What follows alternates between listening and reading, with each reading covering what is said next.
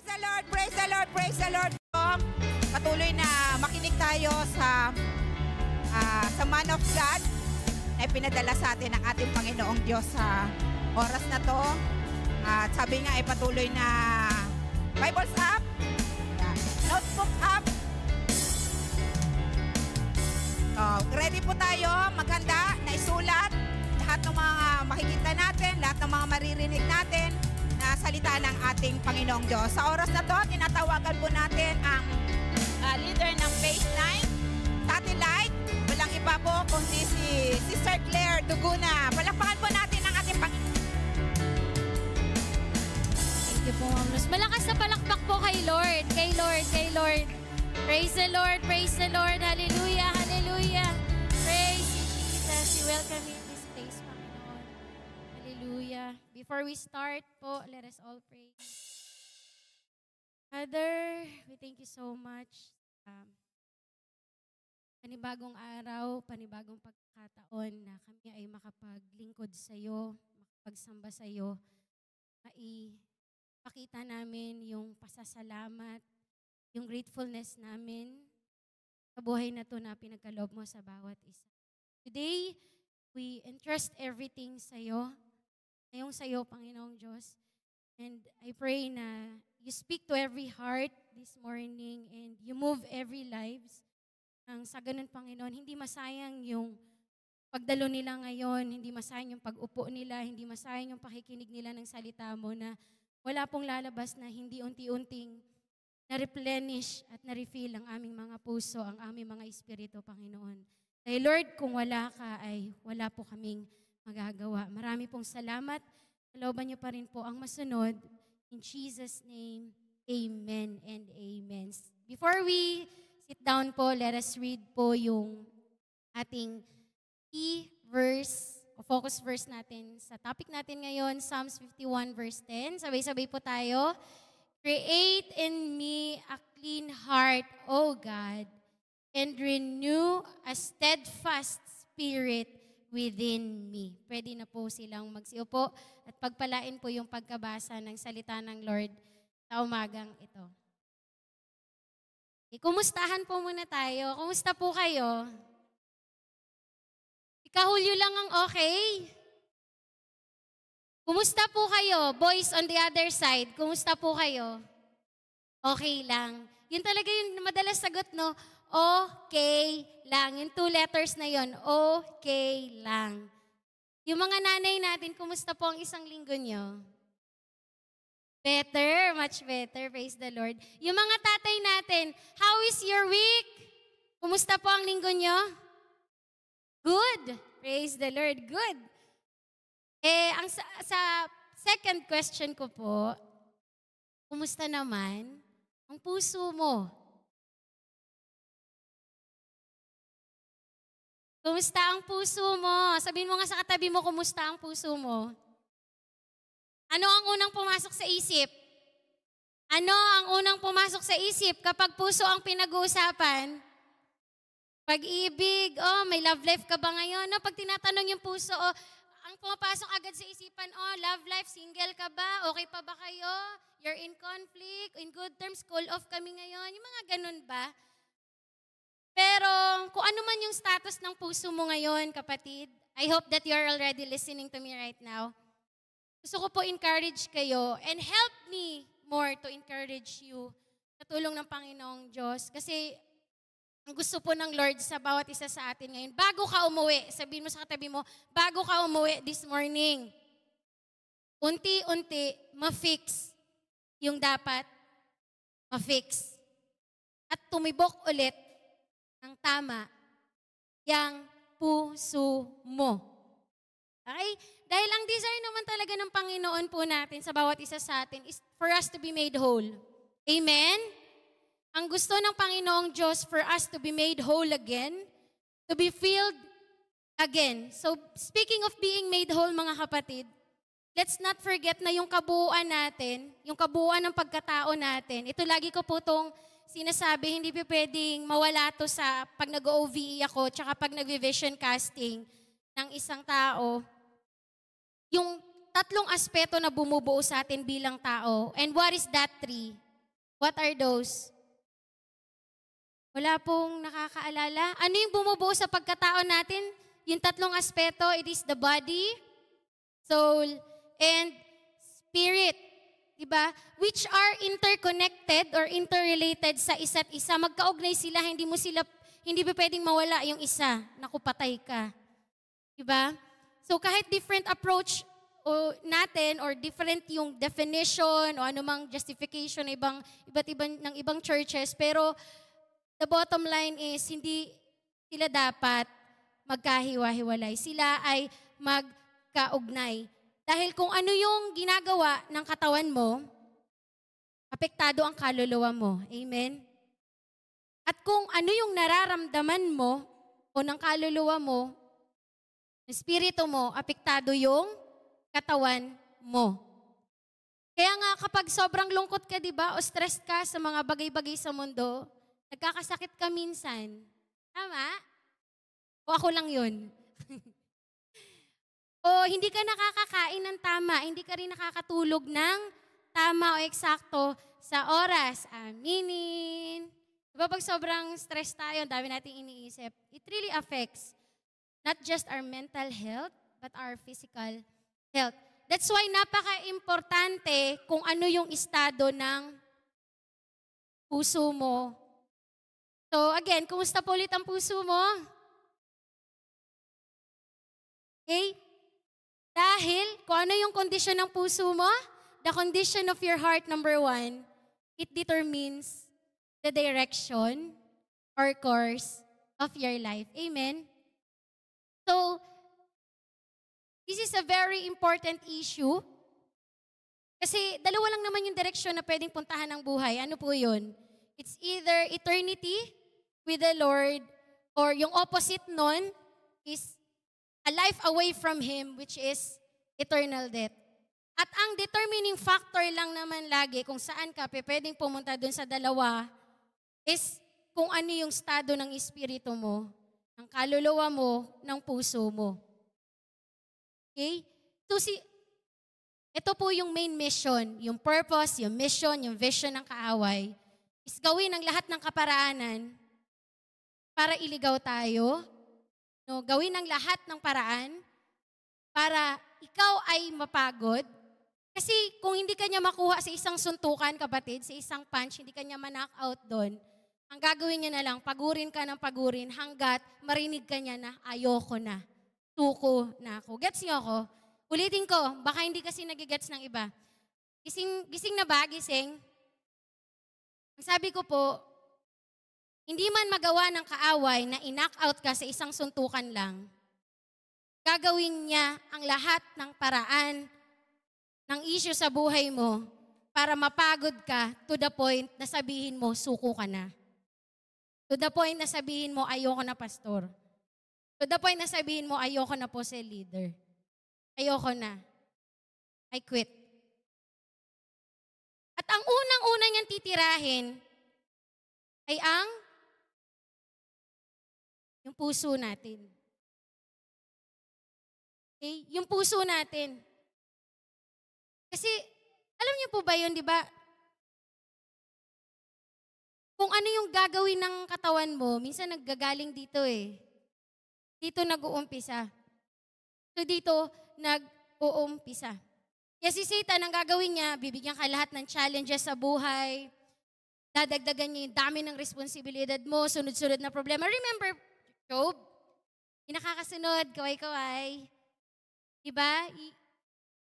Sunod-sunod, wala pang ilang seconds o ilang minuto, nagbalita, yung servant, may nangyari ganito, mamaya meron na naman dumating. Mamaya hindi pa tapos ng salita, eto na naman. May nangyari na po sa atin na gano'n. Naranasan nyo na yung naranasan ni Job.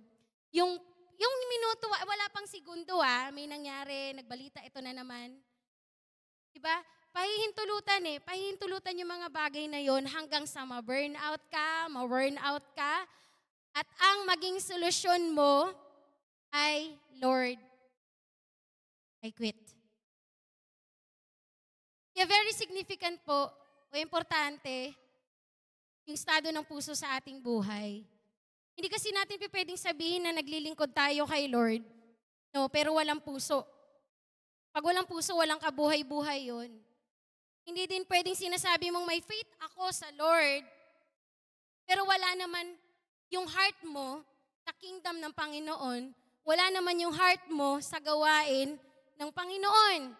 Contradicting yon mga kapatid. Okay? Kaya sabi nga niya sa Proverbs 17:22, sabi po dyan, a joyful heart, sabihin nyo nga po, joyful heart is good medicine, but a broken spirit dries up the bones. Alain mo yun, no? Naghahanap pa tayo ng kung ano-anong food supplement, ng kung ano-anong vitamins, ininom natin, skincare. Pero yung pagiging masayahin pala ng puso natin ay isa ng magandang gamot. Tingnan mo nga yung katabi mo. Tingnan mo nga yung katabi mo kung masaya ba yung puso niya ngayon. Okay? In fact, kasi kung ano yung nararamdaman ng puso mo, bakit kaya sinabi to ng ng ni King Solomon? Kasi kung ano yung nararamdaman ng puso mo, kung anong nangyayari dyan sa loob niyan, magre-reflect yun sa mukha mo eh. Tama ba? Will you agree with me mga kapatid? Magre-reflect siya sa mukha mo. Lumalabas at lalabas yan. So tingnan mo yung katabi mo. Alam niyo yung inside out? Alam niyo yung palabas sa inside out? Si joy ba yan? Si sadness ba yan? O si fear? Si anger? O si disgust? Kayo na pong mag-judge. Tingnan mo dali. O sino yung unang nakasalubong mo ngayon nung pumasok ka sa church? Mukha bang masaya? Totoong masaya ba? O sinimangutan ka, hindi ka man lang initian? Hindi ka kinamayan. Siguro mukhang may problema yung puso, no? Hayaan mo na muna siya. So, mukhang depressed ba? Mukhang pasuko na ba?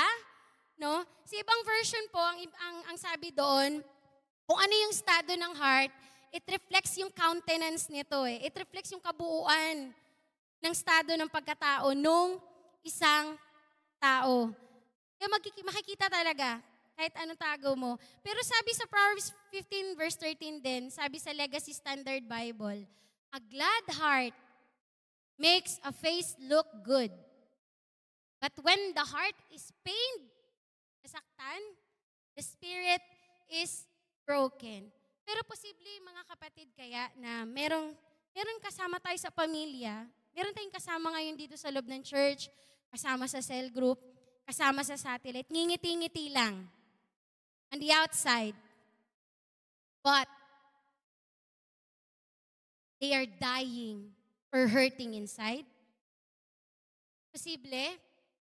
Yung parang kausap mo nga, ngingiti-ngiti lang. Yung parang sabi nyo kanina, tinanong ko kayo, kumusta ka? Sabi mo, okay.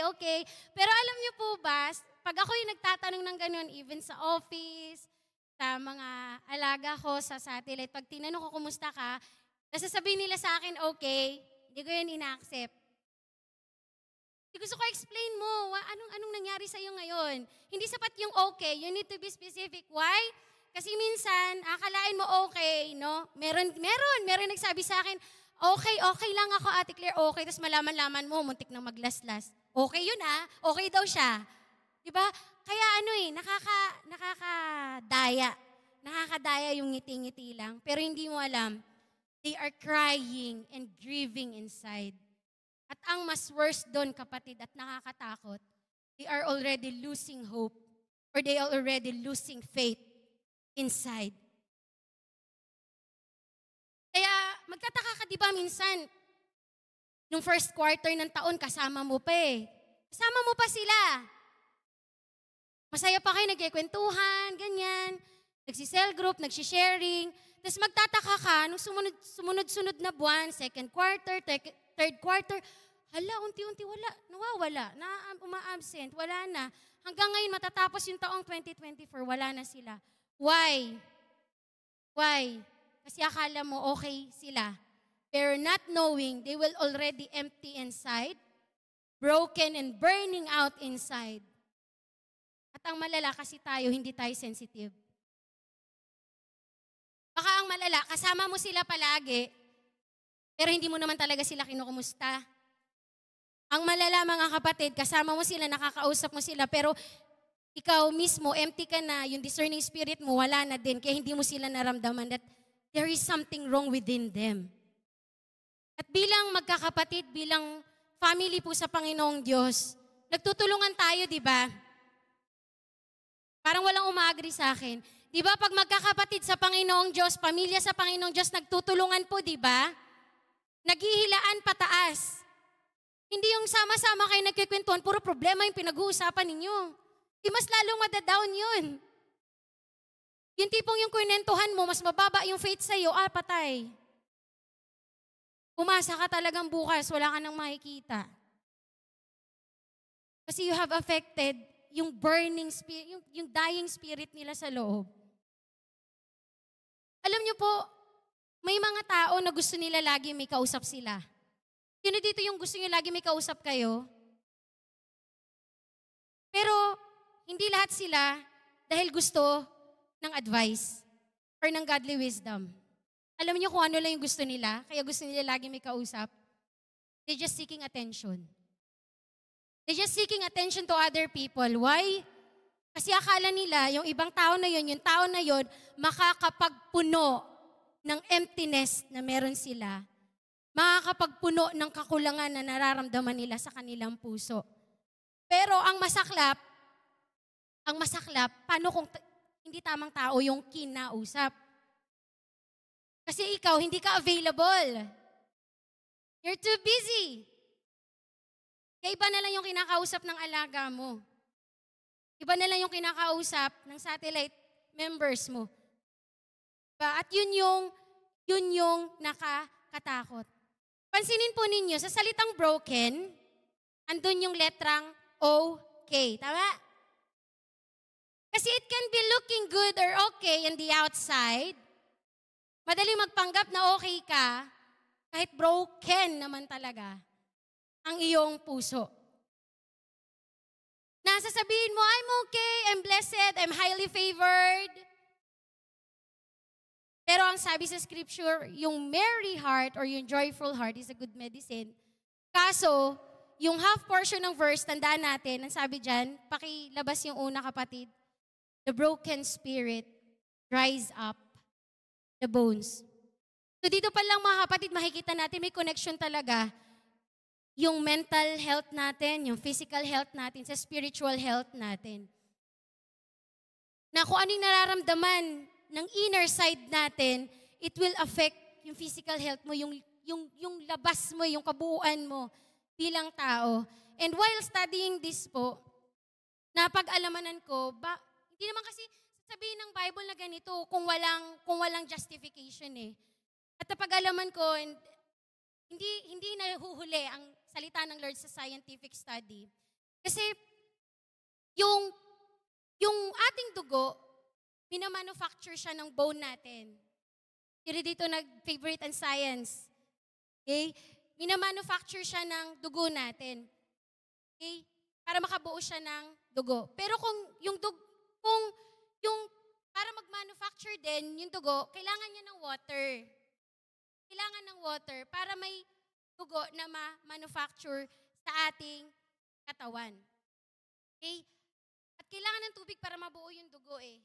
Pero, tandaan natin na hindi sapat, no? Hindi enough yung tubig at hindi solusyon ang tubig kung ang puso mo naman ay durog.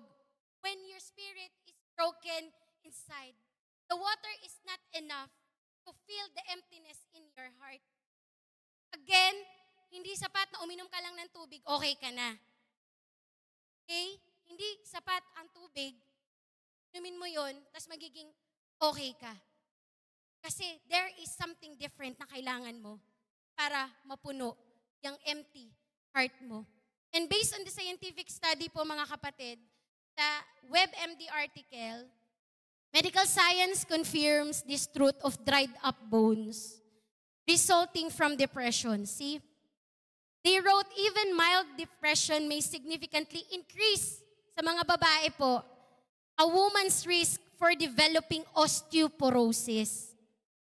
The level of bone density loss attributed to depression in the study was similar to that previously associated with other well-known osteoporosis risk factors, including na po yung paninigarilyo, Getting little o wala talagang exercise, oh, ouch.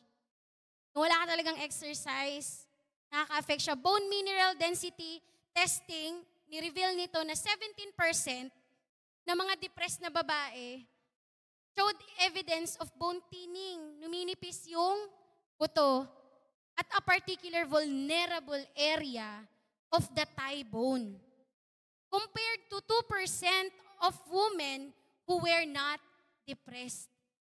Mas malaking porsyento ng mga babae na mas madali magka-osteoporosis because of depression, magkaroon ng problema o sakit sa buto. See, akala nyo ganun-ganun lang, pero kung ano yung laman ng puso mo, ano yung nilalagay mo dyan, it will truly affect your whole life. And sabi pa dito, no, yung mental health din natin, pag broken yung spirit, pag crush yung spirit, it can lead to severe depression, which can cause physical symptoms like high blood, ulcer, lack of energy, at heart disease. And ang research nagsasuggest siya na yung positive people, yung positive mindset are more likely to exercise, which can help build strong bones, increase energy levels, decrease body fat, kapatid. Decrease body fat, and lower blood pressure. Ayun naman pala. Kaya huwag kang magtataka, mayat maya ka, no? Tumataas yung presyon mo. Baka kasi hindi. Diba pag may balitang hindi maganda, pag may bad news, anong nararamdaman natin? Lalo na may sakit sa puso, diba? Hindi nila kinakaya. Hindi nila kinakaya. Ang bilis makaapekto sa physical health nila, sa mental health nila. So naalala ko po on the study of this heart na the condition of your heart, it directs the course, the direction of your life. Remember David? Pag-aralan lang po natin si David. In 1 Samuel 16 verse 7, ang sabi dyan, kasi nawala na yung anointing kay Saul at inilipat na di ba kay King David. Pero si Samuel, hindi pa niya alam kung kanino ba nalipat yung anointing, sino na ba yung second in-appoint ng Panginoong Diyos para italaga as new king, second king of Israel. So sabi niya, pumunta ka doon sa tahanan nila Jesse. So syempre, meron siyang mga anak marami, puro lalaki, di ba? Bunso si David. So ang ibinalandra ng tatay niya, sino? Yung mga army ng Israel, di ba? Sila Eliab, di ba? Pinakita, kasi matatangkad, mga gwapo, matitipuno yung katawan. Pero anong sabi ng Panginoong Diyos kay Samuel? Do not look at his appearance or at the height of his stature. So hindi porkit matangkad, pipiliin na ni Lord. Ay, thank you Lord. So hindi rin ibig sabihin matangkad, pipiliin mo na din. Hindi porkit pogi, maganda, pipiliin na agad ni Lord. Salamat po ulit Lord. So hindi porkit maganda at gwapo, pipiliin mo na din. Bakit? Ano ang sabi ng Panginoong Diyos kay Samuel? Because I have rejected him. Bakit? For God sees, sa ibang version po, for God judge not as man sees or judge. For man looks at the outward appearance, but the Lord looks at what? Looks at? He looks at the heart. So, kapatid, kahit walang nakaka-appreciate sa'yo, walang madalas nagde-thank you sa'yo, kasi hindi ka alam mo yun, remain faithful. Kahit parang wala sa'yo yung limelight, remain faithful in the dark. Dahil hindi porket nasa dilim ka, wala nang plano ang Diyos para dalhin ka sa liwanag. Kaya like David, may plano ang Diyos sa kanya eh. Kahit on the sight of his father pa lang, parang rejected na siya. Hindi siya pinakita, inana pa nga siya. Wala na bang iba? Ito lang. Kasi sinabi na ng Lord sa kanya, wala dyan yung hinahanap ko. So sabi niya, wala na bang iba? Kasi wala nga sa limelight si David eh. Hindi siya ganun katangkaran, pero take note, meron din siyang itsura. Okay? Meron siyang itsura. Okay? So, Like David, may plano ang Diyos sa kanya. So, pero dahil nga gusto siguraduhin ng Lord, na ready si David dun sa pinaka-biggest appointment or pinaka-greatest appointment ng buhay niya. Hindi siya agad-agad dinirekta na mapunta sa trono eh. Ang dami niyang pinagdaanan, kapatid. Kasi why? Ang promotion will never be a blessing if hindi ka ready. Ang promotion will never be a blessing pag hindi maayos yung puso mo. A promotion will never be a blessing kung hindi maayos ang character mo. Masasayang at masasayang yun. At ang pagdating sa dulo, ang masasabi mo lang regrets. I regret. Kasi nga, hindi ka pa ready. Dahil kung walang preparation, walang elevation. Again, kung walang preparation, walang elevation. At part ng preparation ng Lord, dahil may plano nga siya sa buhay mo, di ba? Yung para i-level up ka, kasi ayaw ni Lord manatili kang stagnant, manatili kang complacent lang. He will allow testings. Susubukin ka niya to mold you better, to be a better version of yourself. Like Job, di ba? Kaya wag mo naman isiping na suffering yun. Pinahihirapan ka ng Panginoong Diyos. Kundi yan ay transportation lang ng Lord para madala ka niya sa greater heights ng buhay mo. That suffering right now is not your destination, but that's God's transportation to level you up. Pero ang mahirap kasi tayo mismo yung nagpipigil kay Lord. Yung okay ka na sa okay na. Yung okay ka na sa okay na yan. Pwede na yan. Ganyan din naman dati. Yung malaman lang pag-level up sa buhay mo. Like David, siya ay shepherd before. Meron siyang rod, no? May tungkod siya. Pero hindi yun yung final destination niya. Bakit? Kasi yung plano ng Lord, magiging hari siya ng bayan na pinili ng Panginoong Diyos. Pero he has to wait. Again, he has to wait. Sabihin mo sa katabi mo, maghintay ka. Maghintay ka lang.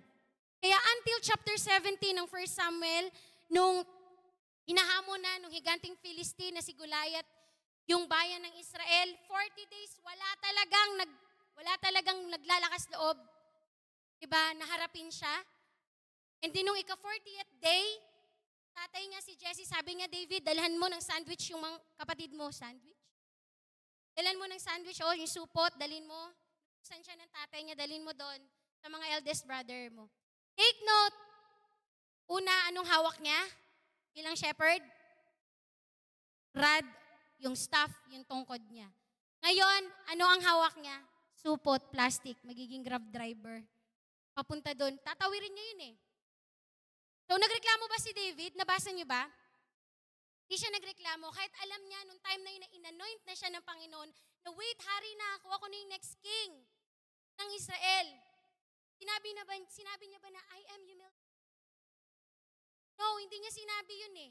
Kasi every time na may papagawa ang Lord sa atin o may ibibigay ang Lord sa ating mga kamay, it's not to humiliate us, but to bring us to humility. Di ba, eto na naman, ako na naman ang nakita, ako na lang palagi. But take note, gusto lang ng Lord maging tapat ka, maging mababa ang loob mo, kahit hindi ka na-appreciate ng iba, yung tatanggihan ng iba pero ikaw tatanggapin mo. Kasi gusto ng Lord ma-develop ang pagpapakumbaba sa puso mo. Hindi yun pagpapahiya ng Diyos sa atin mga kapatid. Tinuturuan ka lang niya na maging humble enough at hindi tayo yumabang. At hindi umakyat sa ulo natin yung mga pagpapala, yung trust na binigay niya sa bawat isa sa atin. And then yun na nga, nakarating na siya, nakatawid na siya, napunta na siya sa valley ng Ela. Nakita niya dun si Goliath. Sabi niya sa mga kapatid niya, sino ba to? Sino ba tong potso na to? Na nagmamaliit sa bayan ng Diyos. Sabi niya sa mga kapatid niya at sa kawal ng Israel, sabi niya, don't lose heart. God is with us. See, among all people, nung dumating siya, siya lang yung nagsabi nun, don't lose heart. God is with us. No? So sabi nga, huwag kayong matakot. Sige, ako ang lalaban. So to make the story short, siya yung lumaban at dahil sa katapangan, sa braveness na pinakita niya, inanoint siya ng Panginoong Diyos. The Spirit of the Lord is with him. Natalo niya si Goliath. Then after that, he rose to strength. he rose to fame, nakilala siya sa buong Israel, na to the point na yung bayang Israel gumawa pa ng kanta sa kanya, remember? Kahit hindi pa siya yung king nun. That leads to King Saul's jealousy at that time na siya pa yung nasa possession. At yung jealousy na yun nag-lead kay King Saul para i-pursue niya si David to murder him. Pero, ang kagandahan, hindi nagreklamo, hindi nag-question si King David sa ating Panginoong Diyos. Hindi siya nagreklamo. So, ang mahirap kasi po minsan sa atin mga kapatid, no? Pag nabigyan tayo ng isang bagay or nabigyan tayo ng title, masyado tayong entitled to the point na parang di ka na pwedeng utusan. Nakikita mo yun minsan sa office, kung sino talaga yung low profile lang kahit nasa taas na sila. And minsan yun nga, parang ako lang naman to mga kapatid. Minsan nakakalungkot lang po dito. Minsan, tuwing Saturday, ayokong I just want to tell this for the awareness of all. Tuwing Saturday, kung sino yung maaga kinabukasan ng Sunday, sila na yung maiiwan dito ng late ng Sabado, sila pa rin yung naglilinis. Sa time ko kasi dati, nung young people pa ako, maliit pa ako noon, maliit pa rin ako ngayon, hindi na kami kailangan tawagin eh. 9:00 pa lang ng umaga, Sabado class na yan eh, nagtuturo na kami sa umaga, dami namin sinusundo yung mga bata. Matik na yan, uwi lang kami kakain, or minsan dito na kami kakain sa church. Matik na yan, kanya-kanyang kuha na ng walis, ako magmamap, ako yung mag-ano. Ngayon, minsan, sad to say, kailangan mo pang puntahan sa bahay, kailangan pang sabihin na, uy, pakiayos to ha. Parang wala na yung kusang loob. Dahil ba nagkatrabaho ka na? Dahil ba promoted ka na? Dahil ba leader ka na? Hindi ka na pwedeng tumulong?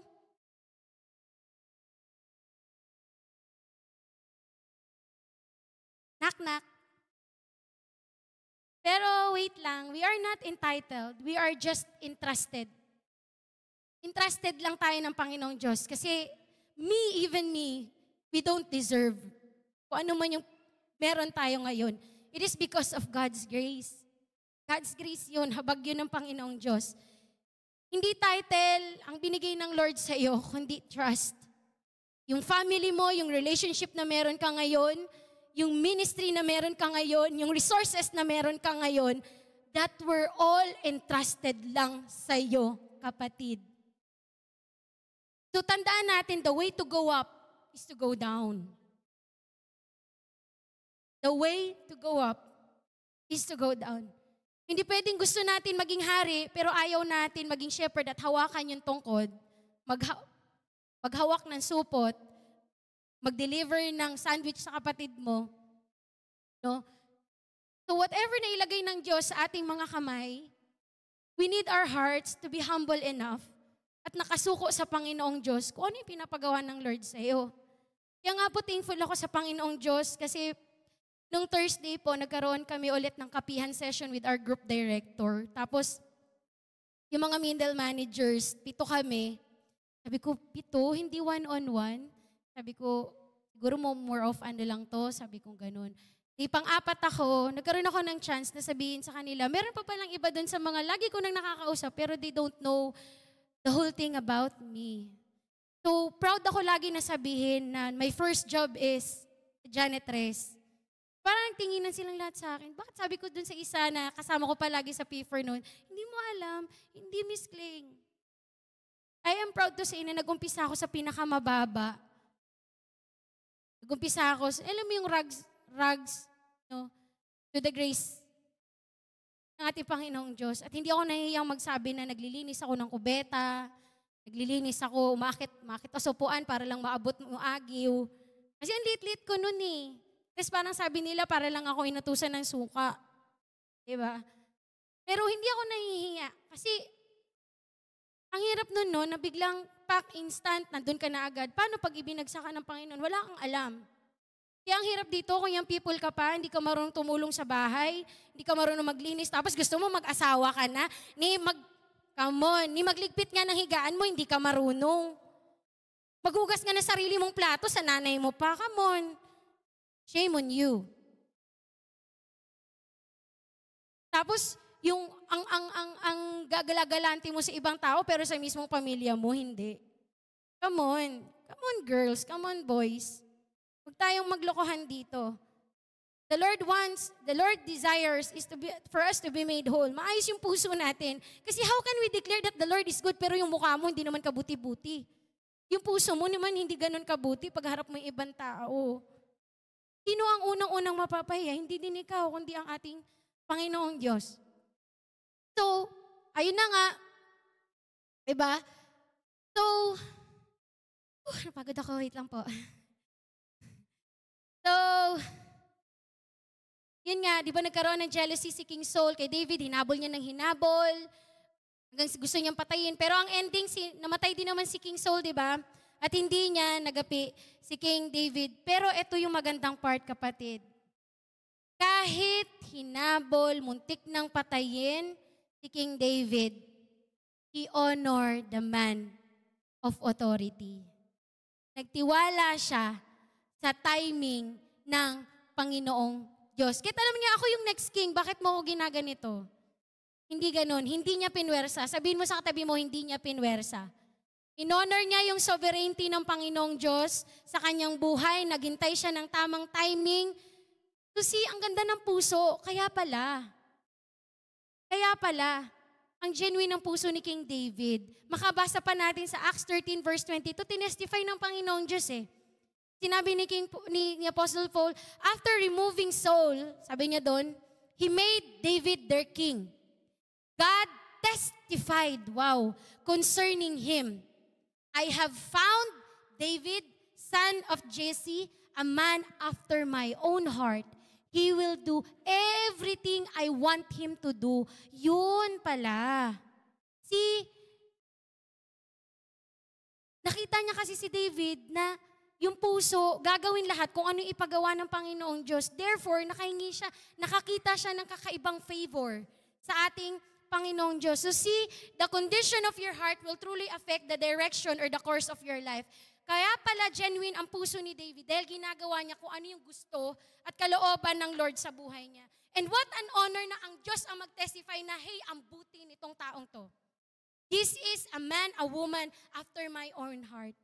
Pag namatay kaya tayo, tapos nasabi sa Bible yung pangalan natin, anong klaseng testimony yung sasabihin ni Lord sa atin? Sasabi niya na kaya na, this is a man, a child after my own heart. Ang saya, di ba? Si Lord mismo yung nag-testify na kakaiba itong tao na to. He do what I wanted him to do. Pero, hindi porket man after God's own heart si David, perfect siya. Nagkamali din siya. So, fast forward tayo. After 15 years, naging king siya ng Israel. From being a shepherd, may hawak na tungkod, naging delivery man sa mga kapatid niya during nung binubuli ni Goliath ng Israel hanggang sa nagkaroon ng crown at naging hari. Dumami yung responsibility. Kasi hindi lang naman siya king that time, warrior din siya, di ba? Siya din yung nag-judge during that time kung ano mga issues ng bayan niya eh. Pero out of nowhere, hindi natin namalayan, one day, one night, si David, nagpaiwan sa kanyang palasyo. Out of nowhere, sa gitna ng labanan, di ba dapat king ka, ikaw yung nandun, kasama mo yung mga army mo, nagpaiwan siya sa labanan. Remember the story? So to make the story short, nagkasala siya ng malaki sa ating Panginoon. Murder, idolatry, no? Nagkasala siya ng malaki sa Lord. He failed. David failed. Yung a man after God's own heart, na pure at genuine ang puso before, nagkasala ng malaki kay Lord. And when Prophet Nathan, kinonfront siya nito, and good thing, anong nangyari? Nagrepent agad siya. Nagrepent agad siya at sinulat niya tong Psalms na to, sa Psalms 51 verse 10, yung main verse natin. Lord, create in me a clean heart and renew a steadfast spirit within me. Anyari sa puso ni David, dati pure, dati genuine, dati okay, highly favored ng Panginoong Diyos. Pero ngayon humihingi siya sa Lord na palitan ang puso niya. Bakit? Nakaligtaan, alagaan ang puso. Sobrang overwhelmed sa responsibility, aligaga sa kung ano-anong bagay, na kung anong meron sa kanyang kamay, to the point na kalimutan alagaan ang puso. Ganon din ba tayo minsan? Sobrang ang dami nating ginagawa, busy tayo sa mga buhay natin, sa tools na meron tayo, pero nakalimutan natin alagaan at i-feed yung ating puso. Pero take note kapatid, gagawin ng kamay mo kung ano yung laman ng puso mo. Pag tama ang puso, tama ang gagawin ng kamay at ng katawan. At ang nakakatakot mga kapatid, kapag kamay natin punong-puno na tayo masyado, pero yung puso natin walang laman. Very empty. No? No wonder na like David, kasi shepherd siya before, wala siyang masyadong responsibilidad eh. Pero habang tumatagal, nagkaroon siya ng krona, na-promote siya, dumami yung responsibility niya, punong-puno na yung kamay niya, yung puso niya, gusto niya papalitan sa Lord. Puno ang kamay, pero tuyo ang puso. Nakataas ang kamay, pero walang puso ng pagpupuri sa Panginoong Diyos. At we are in a great trouble pagka ganun, kapatid. Yung busy ka, pero walang laman ng puso mo, you are in great trouble. Alam niyo po, marami naman magaling eh, pero wala yung puso nila dun sa ginagawa nila. Remember that what our hand does, your heart should be in what you do. Tama po, do it heartily as for the Lord. Hindi po kaya, posible ba? We don't know eh. Na hindi kaya na-overwhelm si King David sa dami-dami ng responsibilidad niya bilang king, na he made forget na alagaan yung puso niya. Kaya siya nagkasala. So hindi lang dapat kapatid pala, ini-improve natin yung talent natin, pinapatalino natin yung utak natin, yung knowledge natin, pero hindi natin naalagaan yung puso natin. Kasi kung healthy ang puso, andun yung puso sa ginagawa mo, yung simpleng awit mapapaganda eh. Yung simpleng tugtugan, mapapaganda.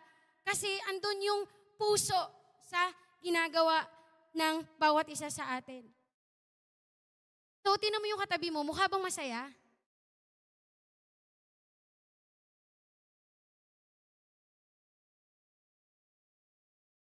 Hindi naman po lagi na gusto lang natin pagpalain tayo ng Lord. Pero ayaw natin ng responsibility. Ayaw natin magpaayos sa ating Panginoong Diyos. Yung kabig ka ng kabig, you're getting more and more, pero you're not taking care of your heart. You're not guarding your heart. Again, kung puno ang kamay, puno din dapat ang iyong puso. Mukha lang masaya yan on the outside, pero they are already broken on the inside. Kasi puno na pala ng discouragement, puno na pala ng bitterness, overwhelmed na masyado sa pressure and responsibilities. Tandaan nyo kahit malakas may breaking point.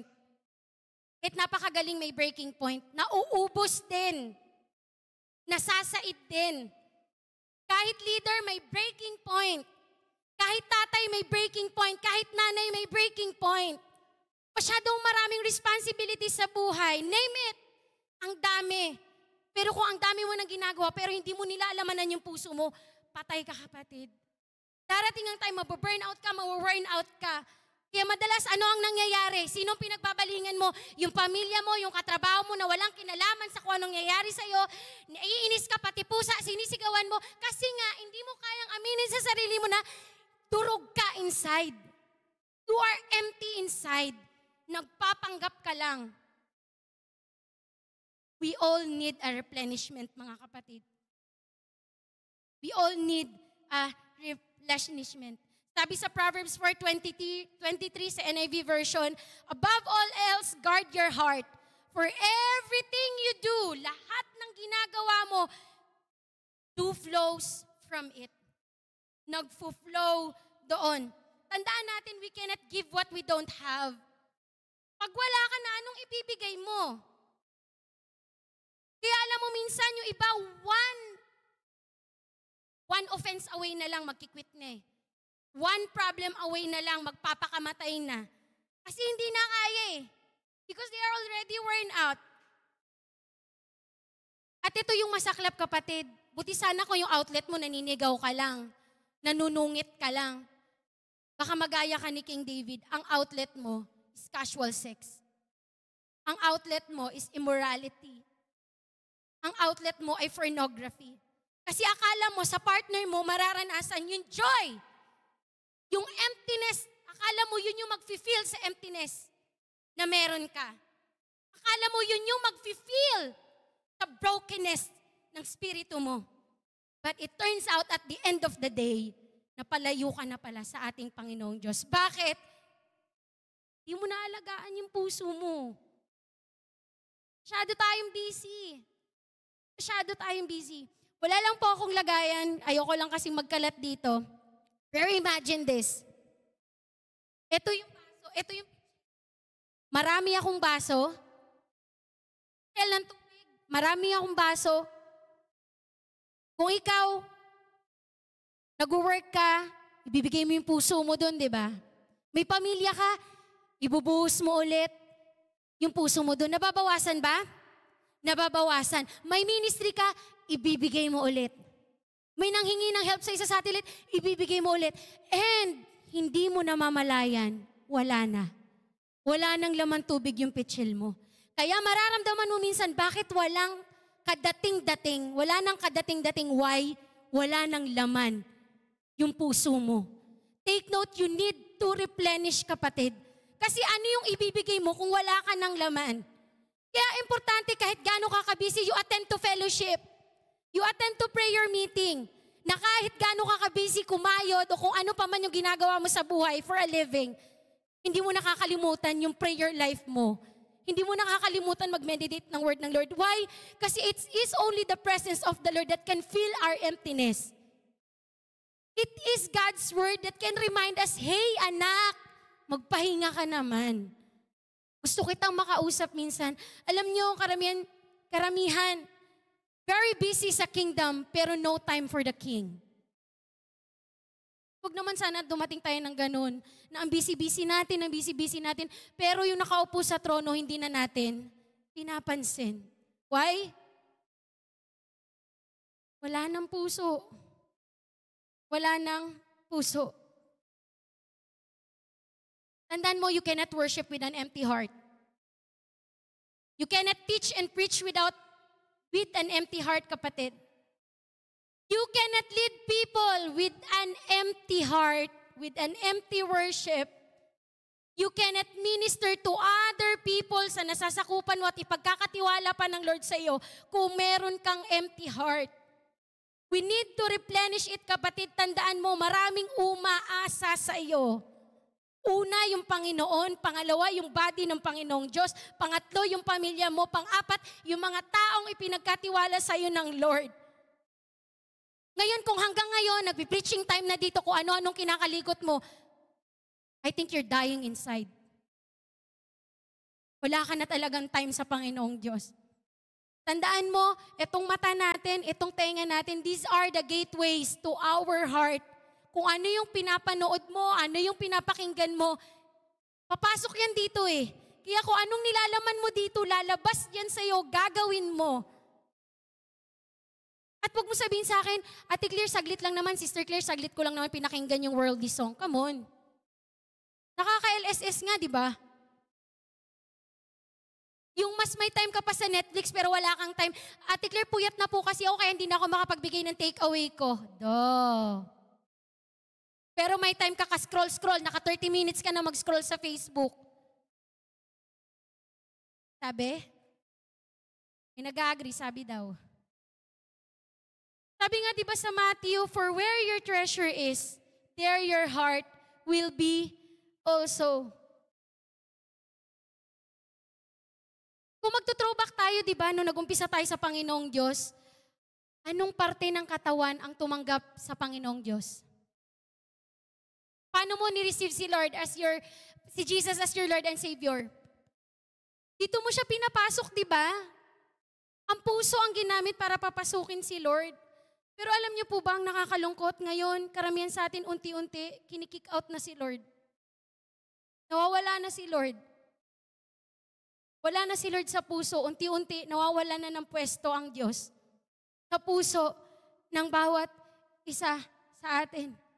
Kasi ang dami nating mas nilalagay na above kay Lord eh. Buti pa yung iba, no, nabibigyan mo ng time, no, nag-pray ka na magkaroon ka ng trabaho, binigay ni Lord, pero nung time na pinapaalalahanan ka na, wala ka ng time, kesyo kasi sabi ng boss mo, ganito, buti pa yung boss mo, nabigyan mo ng time, pero yung nagbigay ng work sa'yo, hindi mo binigyan ng time. Yung sabi, magka-graduate ko, ganito, ganyan, magka-work lang ako, ganyan, pero yung sabi, kailangan ka dito. Buti pa yung ibang tao na bigyan mo ng time, pero yung nag-create sa'yo, hindi mo binigyan ng time. Wala na eh. How's your heart right now, kapatid? Ako, aminado din ako. Kung meron mang unang tinuruan dito ng tinuturo ko ngayon, ako yun. And I will honestly admit sa inyo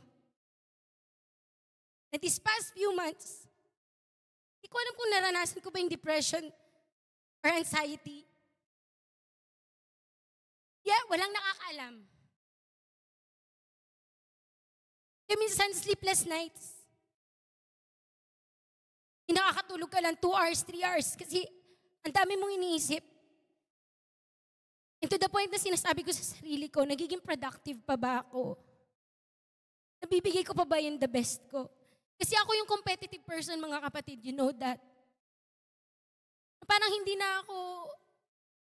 ko na gusto.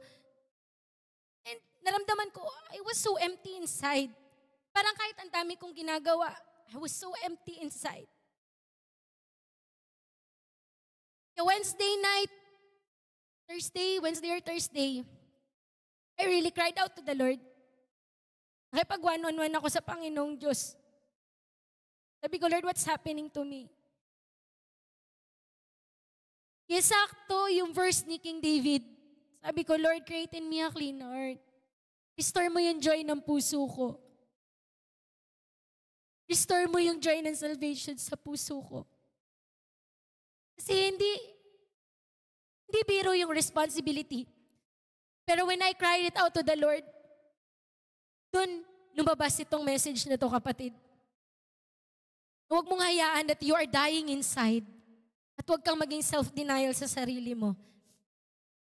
Repent agad and response agad sa ating Panginoong Diyos. Dahil, pangalawa, the condition of your heart impacts the yield it produces. Inalintulad ng Panginoong Diyos yung puso natin sa soil. Good soil, mabatong soil, tawagan na soil. So kung kayo po yung tatanungin ngayon, anong klaseng soil ang puso mo ngayon? And I pray that upon hearing these words, kapatid, naging matabang lupa yung puso natin ng ating Panginoong Diyos. Na hindi masasayang. Sabi ko nga, yes, it's okay not to be okay. Pero kung ilang buwan ka ng ganyan, hindi na yan healthy, kapatid. Hindi na siya healthy. And as we stand up, kapatid,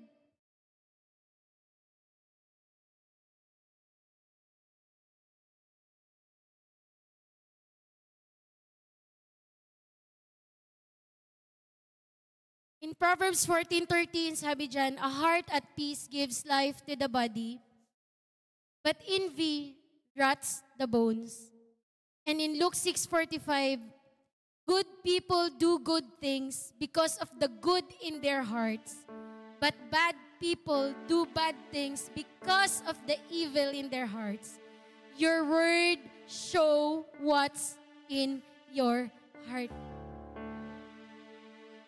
And lastly, in Romans 10:9, if you declare with your mouth, Jesus is Lord, and believe in your heart that God raised Him from the dead, you will be saved. See, ganun ka-powerful ang puso mo, kapatid. To the point na kaya kang iligtas kung ang puso mo ang nilalaman na ang ating Panginoong Diyos. Kung ang puso mo ang nilalaman na ang ating Panginoong Diyos.